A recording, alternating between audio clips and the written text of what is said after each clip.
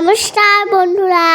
তো সোমবার নিরামিষ ফ্রিজে তৈরি রান্না বলা ছাড়া আজ কিন্তু ভাত খাওয়া যায় না। তাই তো ফ্রেঞ্চ ফ্রাইয়ের মতো তুমিও তেতে নিয়েছি।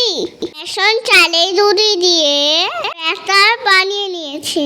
সবাই তো জানো কিভাবে বানার ব্যাটার, তাই তো রেসিপি বলার দরকার নেই আর। এই দেখো ভালো করে আমি ধুয়ে নিলাম।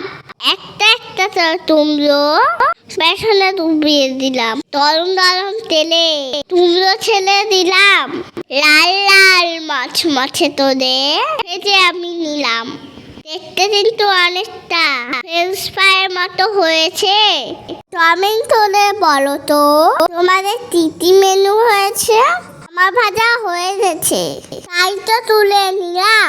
এরপরে দপাত্তরে মুঠে পুড়ে দিলাম।